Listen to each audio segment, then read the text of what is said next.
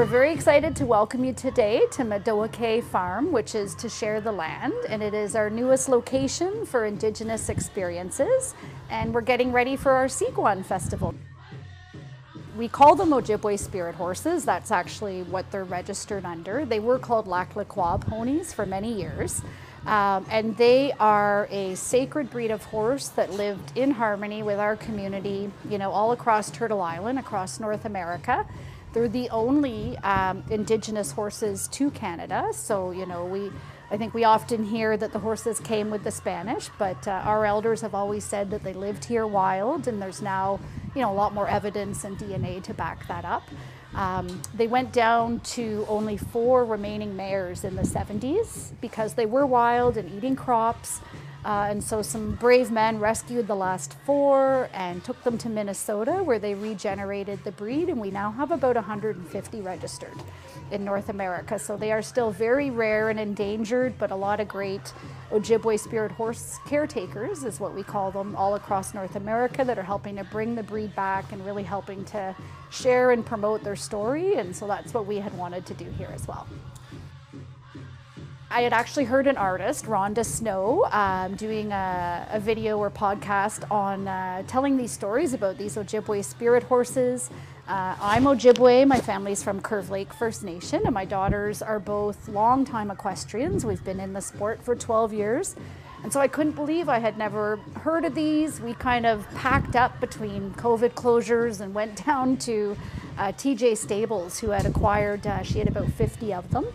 And we went down to kind of see them and learn more, and no intent, but we came home owning 4 of the herd, and came home and just thought, a farm, that's our perfect, new location. We were really looking for our own space to be able to kind of set back up and, offer more regular programming when things opened back up.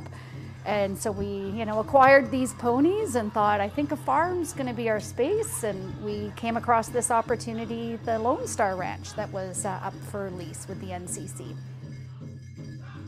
We are a nonprofit organization, and basically our mission is to bring Indigenous community and artists and knowledge keepers together with the community.